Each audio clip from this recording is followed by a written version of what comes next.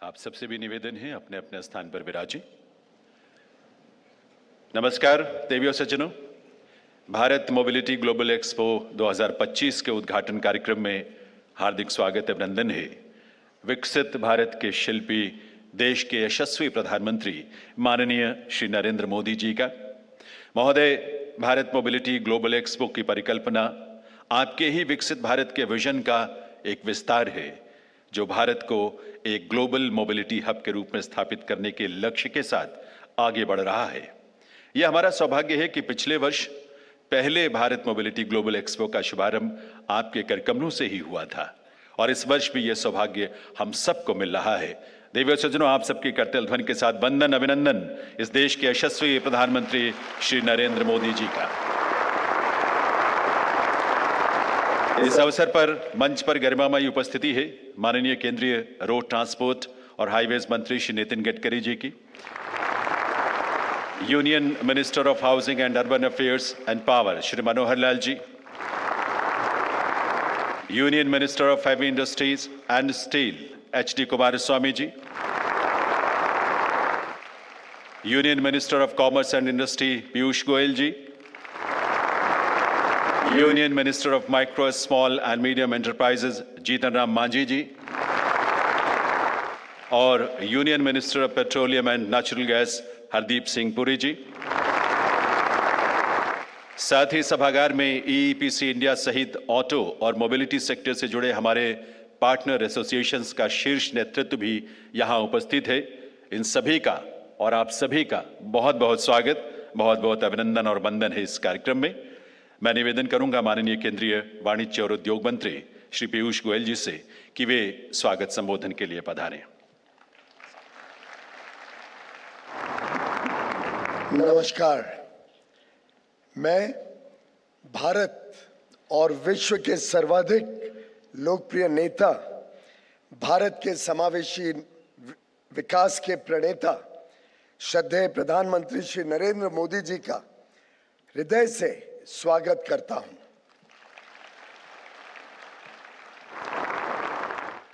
माननीय मंत्रीगण, सभी महानुभाव, विशिष्ट अतिथि और 15 से अधिक पार्टनर ऑर्गेनाइजेशंस के प्रतिनिधियों का भी मैं स्वागत करता हूं। और इस आयोजन को सफल बनाने में आपके परिश्रम और समर्पण के लिए आप सभी का साधुवाद करता हूं। मित्रों, आज ऑटोमोबाइल और उससे संबंधित व्यापार में भारत मोबिलिटी ग्लोबल एक्सपो 2025 विश्व का दूसरा सबसे बड़ा आयोजन बन गया है। यहां पूरी value chain end to end एक साथ एकत्रित हुई है। प्रधानमंत्री जी, आज आपकी उपस्थिति ने हम सबका मनोबल बढ़ाया है। आपके इस अटूट भरोसे और समर्थन के लिए आपका बहुत बहुत धन्यवाद।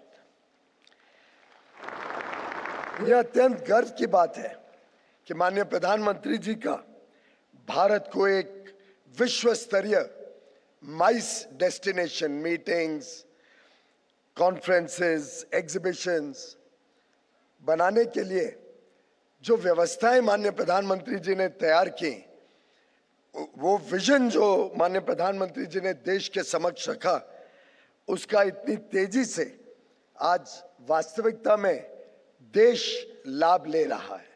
भारत मोबिलिटी जो पिछले वर्ष सिर्फ भारत मंडपम में थी, इस वर्ष जगह की कमी के कारण पूरा भारत मंडपम भर गया है, पूरा यशोभूमि भर गया है और पूरा नोएडा में एक्सपो पूरी तरीके से 3 स्थानों में 2 लाख से अधिक स्क्वायर मीटर में भारत की पूरी मोबिलिटी सेक्टर एक साथ एकत्रित हुई है।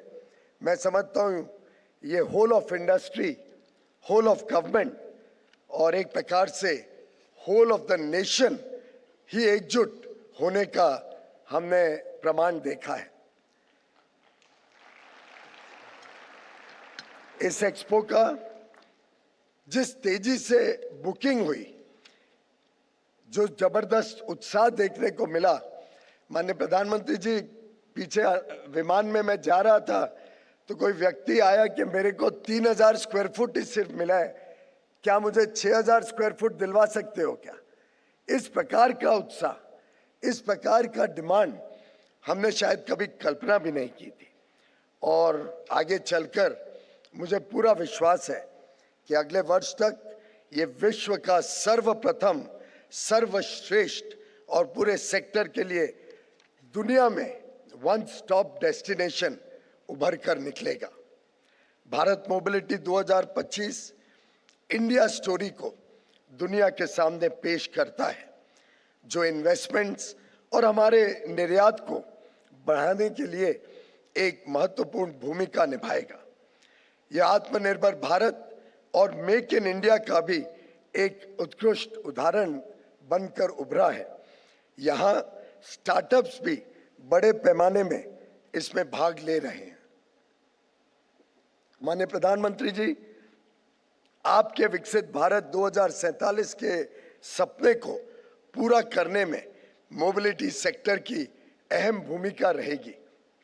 यह न केवल अर्थव्यवस्था को गति देगा, बल्कि लोगों के जीवन स्तर पर और बदलाव लाने का और ऊंचा उठाने का और ईज ऑफ लिविंग में महत्वपूर्ण योगदान देने का भी काम करेगा। भारत आज 3 व्हीलर्स और ट्रैक्टर्स में सबसे बड़ा मैन्युफैक्चरर बन चुका है। साथ ही साथ वैश्विक स्तर पर सबसे बड़ी मार्केट 2 व्हीलर्स की आज भारत में है। निरंतर मोबिलिटी सेक्टर में अभूतपूर्व गति के साथ आगे बढ़ रहा यह सेक्टर अब इनोवेशन और विशेषकर सस्टेनेबिलिटी को भी एक मजबूती देने का काम कर रहा है। भारत की भागीदारी ग्लोबल सप्लाई चेन्स में अपने कदम बढ़ा रही है। भारत की ऑटोमोबाइल इंडस्ट्री न सिर्फ कॉस्ट कॉम्पिटिटिव है, पर साथ ही साथ अच्छे क्वालिटी को भी प्राथमिकता देने का काम कर रही है। 140 करोड़ देशवासियों की आशा अपेक्षाओं को ध्यान में रखते हुए हमारे उद्योग जगत को और तेजी से आगे बढ़ना होगा। आप सभी ने सिर्फ आज की जरूरतें नहीं, लेकिन कल की चुनौतियों को भी सामने रखकर आगे विकास करने का संकल्प लेना आवश्यक है। इलेक्ट्रिक व्हीकल्स में बढ़ते प्रभाव से मोबिलिटी का स्वरूप भी बदल रहा है। भारत के पास एक बड़ा लाभ है कि विकसित देशों में जिस प्रकार से लोगों को पेट्रोल या डीजल गाड़ियों से बदलकर इलेक्ट्रिक गाड़ी खरीदनी पड़ती है, भारत में फर्स्ट टाइम बायर्स जो पहली बार अपनी गाड़ी खरीदते हैं, उनको सीधा इलेक्ट्रिक मोबिलिटी की तरफ अगर हम आकर्षित करते हैं, अच्छी गाड़ियां, अच्छे 2 व्हीलर्स देते हैं, तो मेरा मानना है कि इस पूरे इकोसिस्टम में बहुत बड़ा बदलाव आएगा, प्रदूषण भी कम होगा और विदेशी मुद्रा भी, फॉरेन एक्सचेंज बचाने का काम भी करा जाएगा। इससे हमारी अर्थव्यवस्था भी मजबूत होगी, भारत आत्मनिर्भर बनेगा और हमारी विकास यात्रा और गति से आगे बढ़ेगी। इसीलिए हमारा ध्यान लगातार बेहतर बैटरी टेक्नोलॉजी और डिजाइन लाने पर भी रहता है। माननीय प्रधानमंत्री जी, आपकी प्रेरणा से भारत मोबिलिटी के क्षेत्र में री इमेजिन करके ट्रांसफॉर्मेशन में आगे बढ़ रहा है। इस यात्रा में आपसे मिले मार्गदर्शन और प्रोत्साहन के लिए मैं पूरे उद्योग जगत की ओर से आपका कृतज्ञ हूं। बहुत बहुत धन्यवाद।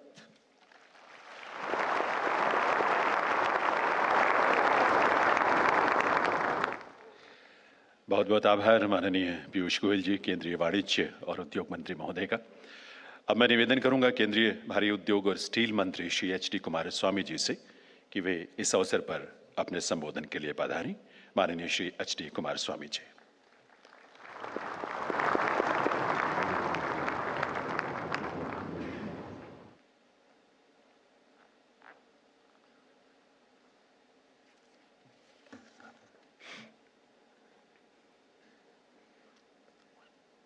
Honorable Prime Minister Narendra Modi ji, my cabinet colleagues, ladies and gentlemen, very good morning to you all. It's a privilege to stand before you today to discuss a topic that is not only critical for our environment but also vital for the health and well-being of our citizens. Clean transportation solutions. I am grateful to Modi ji who has given his valuable time for Bharat Mobility Global Expo, which showcases India's strength in the auto sector. The Bharat Mobility Global Expo 2025, taking place from January 17th to 22nd, showcases the latest advancements in the Indian automobile industry, emphasizing eco-friendly technologies and sustainable mobility solutions. A key player in this industry is the Society of Indian Automobile Manufacturers, which represents all major vehicle manufacturers in India. SIAM plays a crucial role in promoting the industry's growth while ensuring that environmental and safety standards are met. I compliment SIAM and other associations, Automotive Tire Manufacturers Association, India Energy Storage Alliance, Engineering Export Promotion Council, NASCOM, Indian Consortium Equipment Manufacturers Association, for taking this initiative. As we all know, transportation is a significant contributor to greenhouse gas emissions and urban air pollution in India. The need for clean transportation has never been more urgent. By embracing sustainable transport options, we can improve public health, reduce our carbon footprint, and create a cleaner, greener future for generations to come. Transitioning to clean transportation offers numerous benefits. First and foremost, it can drive economic growth. By investing in new industries focused on electric vehicles and sustainable transport technologies, we can create millions of jobs across various sectors. Moreover, clean transportation will have a profound environmental impact. By reducing greenhouse gas emissions and air pollution, we can enhance the quality of life in our cities and protect our planet. This vision aligns perfectly with Honorable Prime Minister Narendra Modi ji's commitment to environmental sustainability. Under his leadership, we have seen the introduction of several visionary policies aimed at creating a cleaner planet. Initiatives like the Swachh Bharat Abhiyan reflect a holistic approach to environmental health, promoting cleanliness and sanitation across our nation. Furthermore, India has set ambitious target for renewable energy, including achieving 500 gigawatt of non-fossil energy capacity by 2030.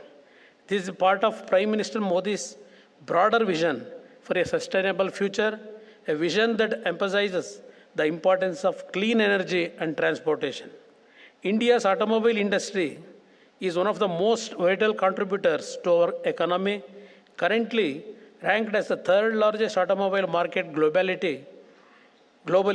It generates approximately 7% of the national GDP and employs over 3.7 crore people.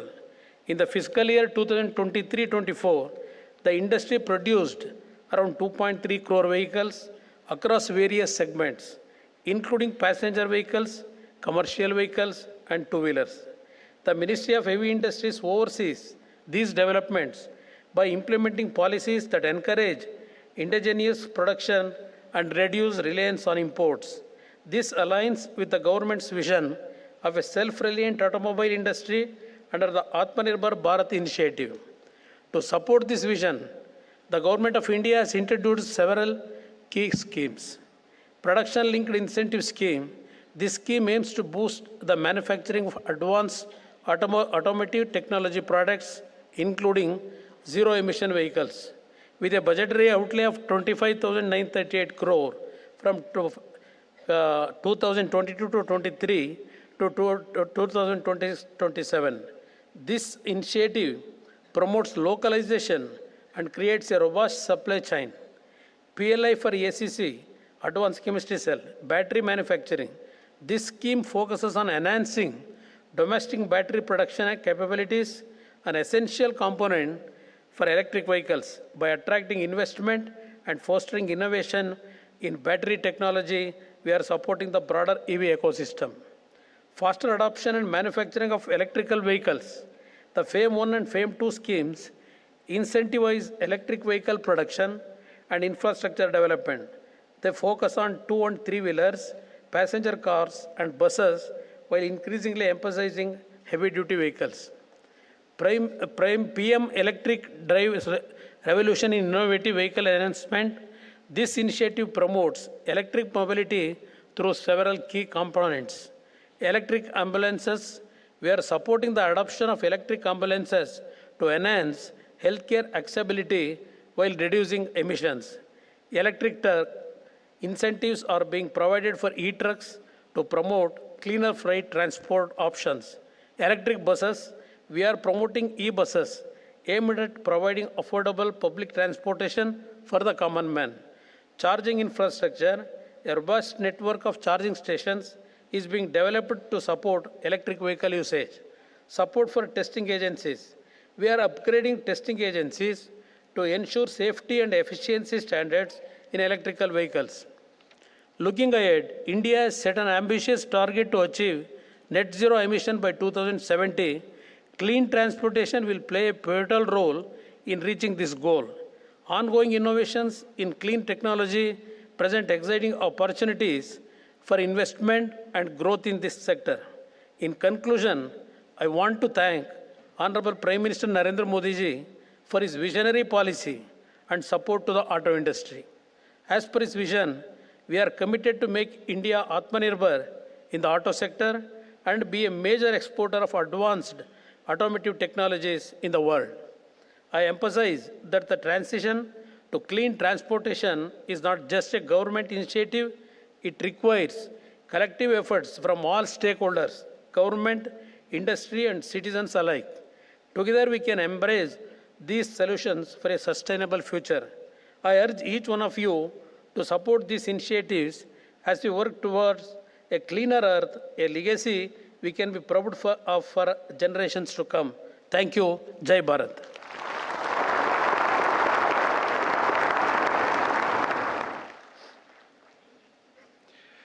We are grateful to Honorable Union Minister of Heavy Industries and Steel, Shri H.D. Kumaraswamy ji, for his encouraging words.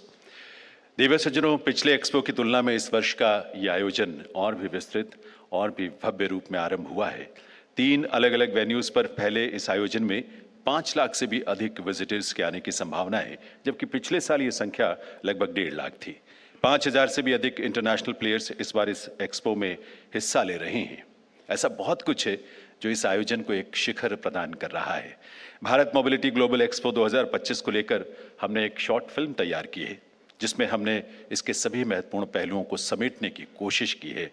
आइए देखते हैं ये film. Mobility is more than just movement.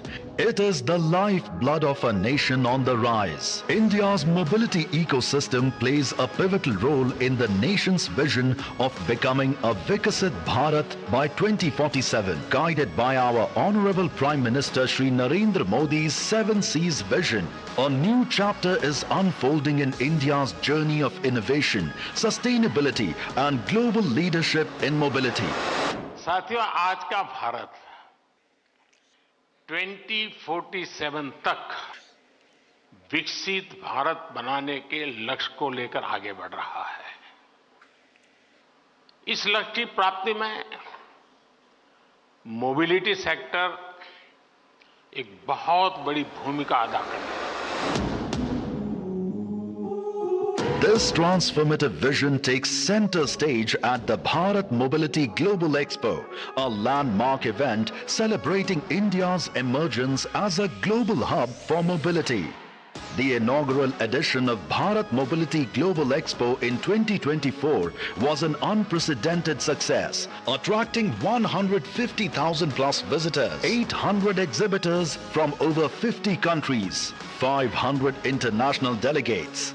Building on this remarkable foundation, the second edition promises to be even grander and more impactful. Scheduled from 17th to 22nd January 2025, the expo will be spread across 200,000 square meters and held at 3 iconic venues in Delhi NCR, Bharat Mandapam, Yashobhoomi and the India Expo Center and Mart, Greater Noida.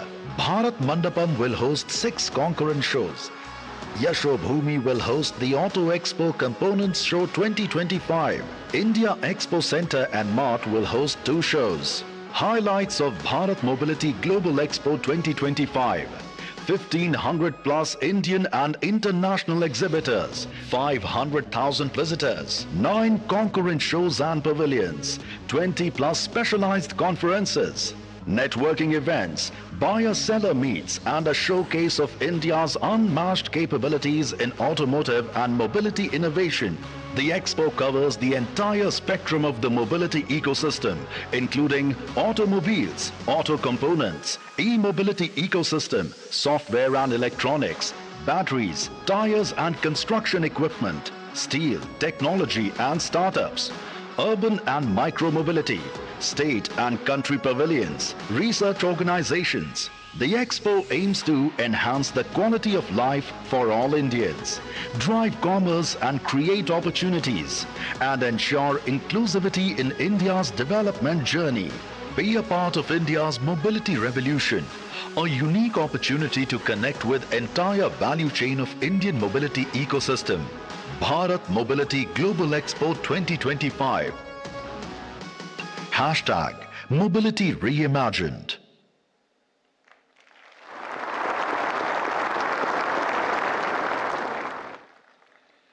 आप सभी को इस अद्वितीय Bharat mobility global expo 2025 के शुभारंभ की बहुत बहुत बधाई। देवी सज्जनों, माननीय प्रधानमंत्री श्री नरेंद्र मोदी जी के नेतृत्व में बीते लगभग 10 वर्षों में देश के हर क्षेत्र में अभूतपूर्व प्रगति हुई है। देश में इंफ्रास्ट्रक्चर के क्षेत्र में काम की स्पीड और स्केल दोनों ही अद्वितीय हैं। पीएम गति शक्ति ने देश में मोबिलिटी को नई सोच, नई गति दी है। माननीय प्रधानमंत्री महोदय के सस्टेनेबल डेवलपमेंट के विजन ने देश को क्लीन और ग्रीन मोबिलिटी की अवधारणा दी है। नेशनल ग्रीन हाइड्रोजन मिशन इसी दिशा में लिया गया एक महत्वपूर्ण कदम है। देवी सज्जनों, आइए आप सबके करतल ध्वनि के साथ देश के ऐसे यशस्वी प्रधानमंत्री श्री नरेंद्र मोदी जी से निवेदन करें, उनके संबोधन के लिए, उनके मार्गदर्शन के लिए।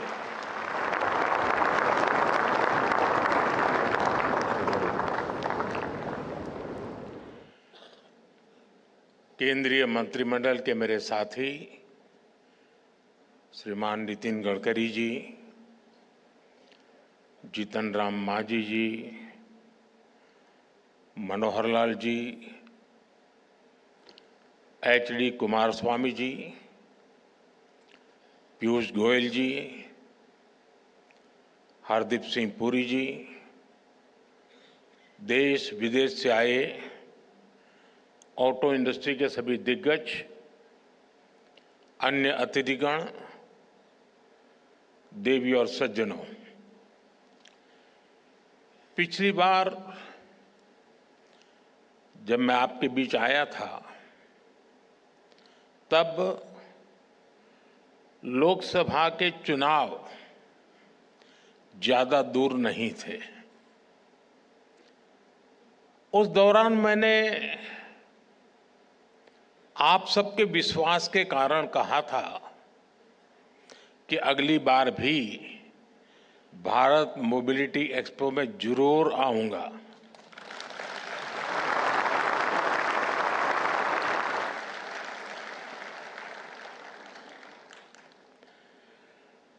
देश ने तीसरी बार हमें आशीर्वाद दिया। आप सभी ने एक बार फिर मुझे यहां बुलाया। मैं आप सबका आभार व्यक्त करता हूं। साथियों, मुझे खुशी है कि इस वर्ष भारत मोबिलिटी एक्सपो का दायरा काफी बढ़ गया है। पिछले साल 800 से ज्यादा एग्जीबिटर्स ने हिस्सा लिया, 1.5 लाख से ज्यादा लोगों ने विजिट किया। इस बार भारत मंडपम के साथ साथ द्वारका के अशोभूमि और ग्रेटर नोएडा के इंडिया एक्सपो सेंटर में भी ये एक्सपो चल रहा है। आने वाले 5-6 दिनों में बहुत बड़ी संख्या में लोग यहां आएंगे। अनेक नई गाड़ियां भी यहां लॉन्च होने वाली हैं। ये दिखाता है कि भारत में मोबिलिटी के फ्यूचर को लेकर कितनी पॉजिटिविटी है। यहां कुछ एग्जीबिशंस में विजिट करने, उन्हें देखने का अवसर अभी मुझे मिला। भारत की ऑटोमोटिव इंडस्ट्री फैंटास्टिक भी है और फ्यूचर रेडी भी है। मैं आप सभी को अपनी बहुत बहुत शुभकामनाएं देता हूं। साथियों, भारत के ऑटो सेक्टर के इतने बड़े आयोजन में मैं आज रतन टाटा जी और ओसामू सुजुकी जी को भी याद करूंगा।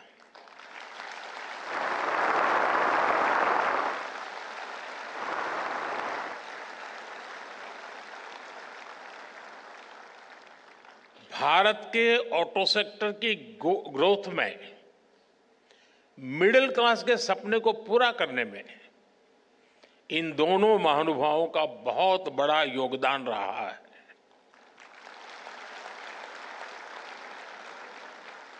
मुझे भरोसा है कि रतन टाटा जी और ओसामा सुजुकी जी की लेगेसी भारत के पूरे मोबिलिटी सेक्टर को इंस्पायर करती रहेगी।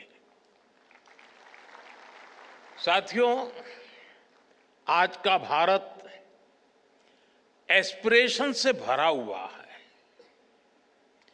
युवा ऊर्जा से भरा हुआ है। यही एस्पिरेशंस हमें भारत की ऑटोमोटिव इंडस्ट्री में दिखाई देती हैं। बीते साल में भारत की ऑटो इंडस्ट्री करीब 12% की ग्रोथ से आगे बढ़ी है। Make in India, make for the world के मंत्र पर चलते हुए अब एक्सपोर्ट भी बढ़ रहा है। इतनी तो दुनिया के कई देशों की पॉपुलेशन नहीं है जितनी हर साल भारत में गाड़ियां बिक रही हैं।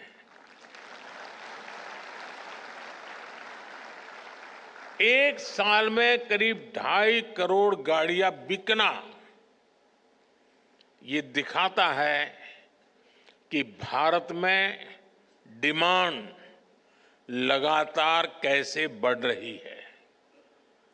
ये दिखाता है कि जब मोबिलिटी के फ्यूचर की बात आती है तो भारत को क्यों इतनी उम्मीदों के साथ देखा जा रहा है।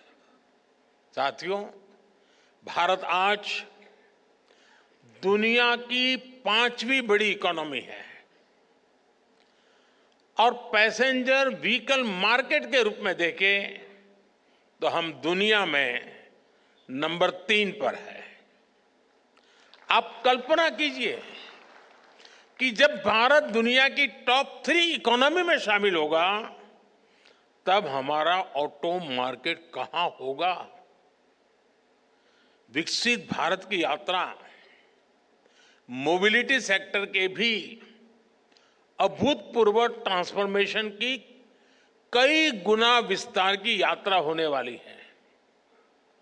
भारत में मोबिलिटी के फ्यूचर को ड्राइव करने वाले कई फैक्टर्स हैं, जैसे भारत की सबसे बड़ी युवा आबादी, मिडिल क्लास का लगातार बढ़ता दायरा, तेजी से होता अर्बनाइजेशन, भारत में बन रहा आधुनिक इंफ्रास्ट्रक्चर, मेक इन इंडिया से अफोर्डेबल व्हीकल, ये सारे फैक्टर्स भारत में ऑटो सेक्टर की ग्रोथ को पुश करने वाले हैं, नई ताकत देने वाले हैं।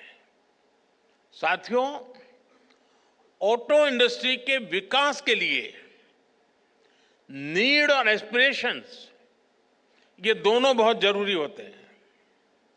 और सद्भाग्य से भारत में आज ये दोनों वाइब्रेंट है।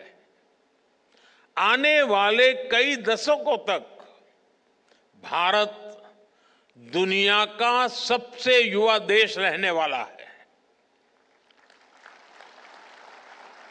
यही युवा आपका सबसे बड़ा कस्टमर है। इतना बड़ा युवा वर्ग कितनी बड़ी डिमांड क्रिएट करेगा, इसका अनुमान आप भली भांति लगा सकते हैं। आपका एक और बड़ा कस्टमर भारत का मिडिल क्लास है। बीते 10 वर्षों में 25 करोड़ भारतीय गरीबी से बाहर निकले हैं।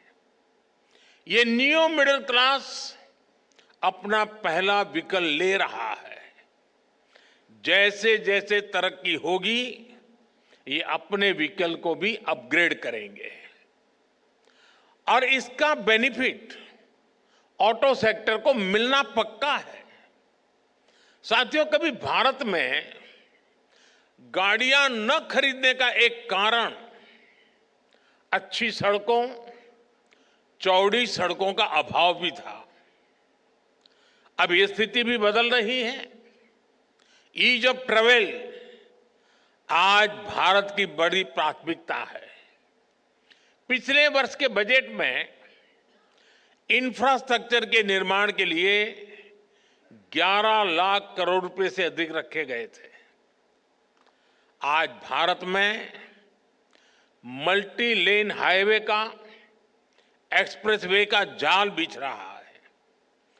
पीएम गति शक्ति नेशनल मास्टर प्लान से मल्टीमोडल कनेक्टिविटी को गति मिल रही है।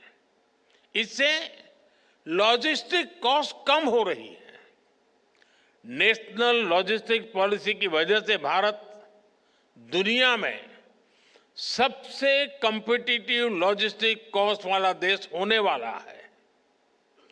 इन सारे प्रयासों की वजह से ऑटो इंडस्ट्री के लिए संभावनाओं के अनेक नए द्वार खुल रहे हैं। देश में गाड़ियों की डिमांड बढ़ने के पीछे में ये भी एक बड़ी वजह रही है। साथियों, आज अच्छे इंफ्रास्ट्रक्चर के साथ साथ नई टेक्नोलॉजी को भी इंटीग्रेट किया जा रहा है। फास्टैग से भारत में ड्राइविंग एक्सपीरियंस काफी आसान हुआ है। नेशनल कॉमन मोबिलिटी कार्ड से भारत में सीमलेस ट्रैवल के प्रयासों को और बल मिल रहा है। अब हम स्मार्ट मोबिलिटी की तरफ बढ़ रहे हैं। कनेक्टेड व्हीकल्स, ऑटोनोमस ड्राइविंग की दिशा में भी भारत तेजी से काम कर रहा है। साथियों, भारत में ऑटो इंडस्ट्री के विकास की संभावनाओं में मेक इन इंडिया की मजबूती का भी बड़ा रोल है। मेक इन इंडिया अभियान को पीएलआई स्कीम से नई गति मिली है। पीएलआई स्कीम ने 2.25 लाख करोड़ रुपए से अधिक की सेल में मदद की है। इस स्कीम से ही इस सेक्टर में 1.5 लाख से ज्यादा डायरेक्ट जॉब क्रिएट हुए हैं। आप जानते हैं, आप अपने सेक्टर में तो जॉब्स क्रिएट करते ही हैं, इसका दूसरे सेक्टर्स में भी मल्टीप्लायर इफेक्ट होता है। बड़ी संख्या में ऑटो पार्ट्स हमारा एमएसएमई सेक्टर बनाता है। जब ऑटो सेक्टर बढ़ता है तो एमएसएमईज, लॉजिस्टिक्स, टूर और ट्रांसपोर्ट, इन सभी सेक्टर में भी नई जॉब्स अपने आप बढ़ने लग जाती है। साथियों, भारत सरकार ऑटो सेक्टर को हर लेवल पर सपोर्ट दे रही है। बीते एक दशक में इस इंडस्ट्री में एफडीआई, टेक्नोलॉजी ट्रांसफर और ग्लोबल पार्टनरशिप के नए रास्ते बनाए गए हैं। पिछले 4 सालों में इस सेक्टर में $36 बिलियन से ज्यादा का फॉरेन डायरेक्ट इन्वेस्टमेंट आया है। आने वाले सालों में ये कई गुना और बढ़ने वाला है। हमारा प्रयास है कि भारत में ही ऑटो मैन्युफैक्चरिंग से जुड़ा पूरा इकोसिस्टम डेवलप हो। साथियों, मुझे याद है मैंने मोबिलिटी से जुड़े एक कार्यक्रम में 7C के विजन की चर्चा की थी। हमारे मोबिलिटी सॉल्यूशंस ऐसे हो जो कॉमन हो, कनेक्टेड हो, कन्वीनियंट हो, कंजेशन फ्री हो, चार्ज हो, क्लीन हो और कटिंग एज हो। ग्रीन मोबिलिटी पर हमारा फोकस इसी विजन का हिस्सा है। आज हम एक ऐसे मोबिलिटी सिस्टम के निर्माण में जुटे हैं जो इकोनॉमी और इकोलॉजी दोनों को सपोर्ट करे। एक ऐसा सिस्टम जो फॉसिल फ्यूल के हमारे इंपोर्ट बिल को कम करे। इसलिए आज green technology, EVs, hydrogen fuel, biofuels, ऐसी टेक्नोलॉजी के डेवलपमेंट पर हमारा काफी फोकस है। नेशनल इलेक्ट्रिक मोबिलिटी मिशन और ग्रीन हाइड्रोजन मिशन जैसे अभियान इसी विजन के साथ शुरू किए गए हैं। साथियों, बीते कुछ सालों से इलेक्ट्रिक मोबिलिटी को लेकर भारत में बहुत तेज ग्रोथ देखी जा रही है। बीते दशक में इलेक्ट्रिक व्हीकल की बिक्री में 640 गुना की वृद्धि हुई है। 640 गुना। 10 साल पहले जहां एक साल में सिर्फ 2600 के आसपास इलेक्ट्रिक व्हीकल बिके थे, वर्ष 2024 में 16,80,000 से ज्यादा व्हीकल बिके हैं।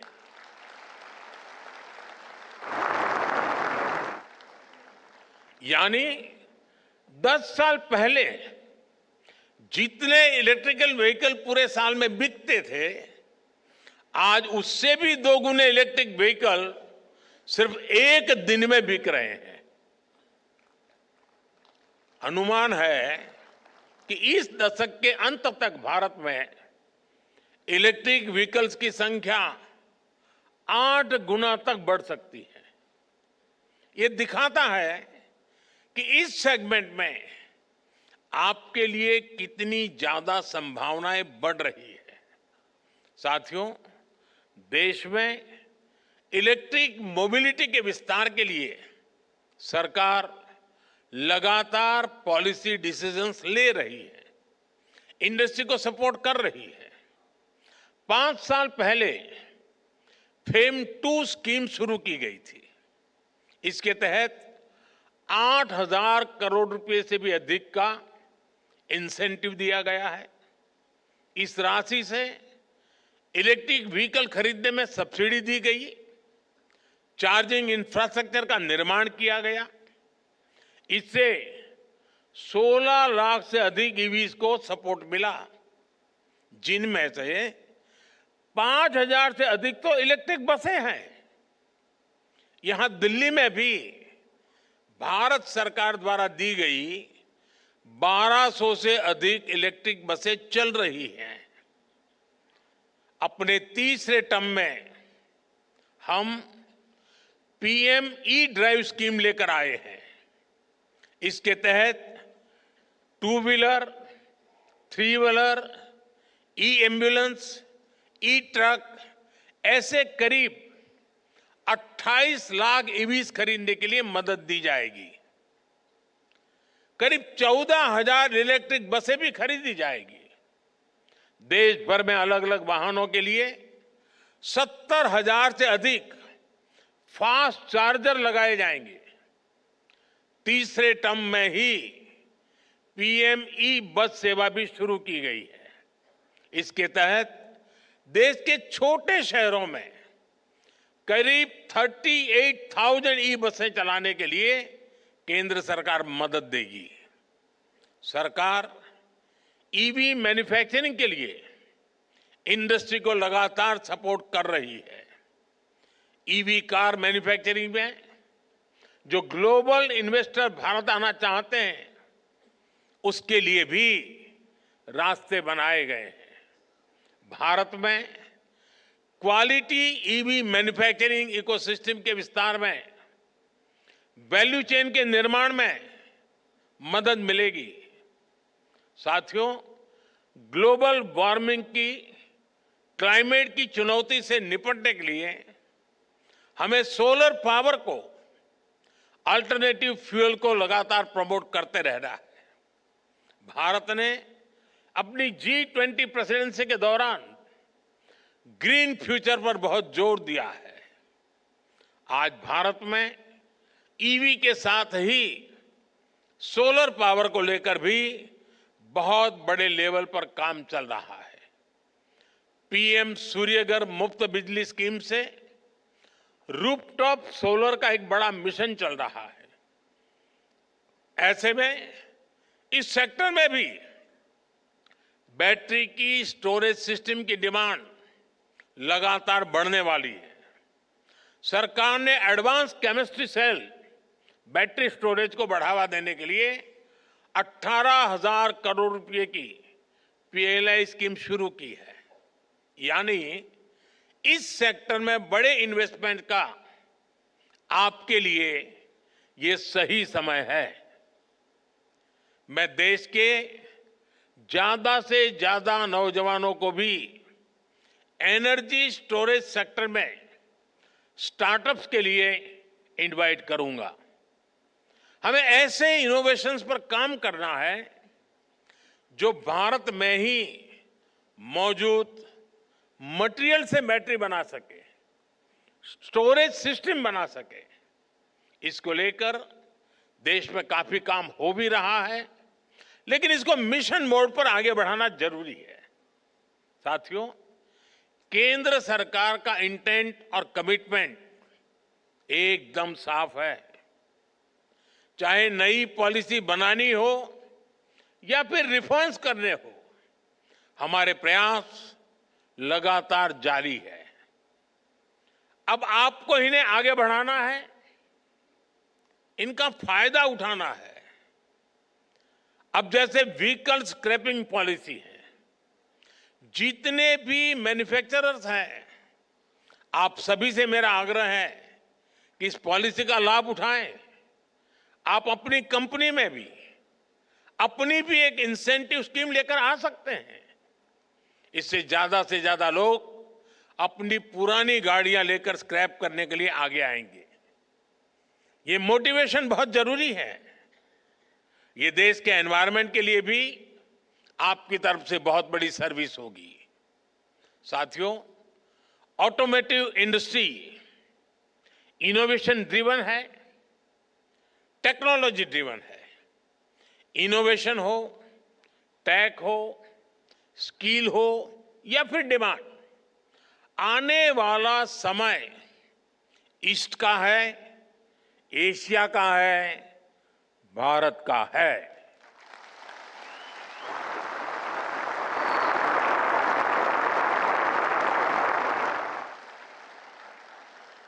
मोबिलिटी में अपना फ्यूचर देखने वाले हर सेक्टर के लिए भारत एक शानदार इन्वेस्टर के लिए भी शानदार डेस्टिनेशन है। मैं आप सभी को फिर विश्वास दिलाता हूं, सरकार हर तरह से आपके साथ है। आप make in India, make for the world के मंत्र के साथ इसी तरह आगे बढ़ते रहें। आप सभी को फिर से बहुत बहुत शुभकामनाएं। धन्यवाद।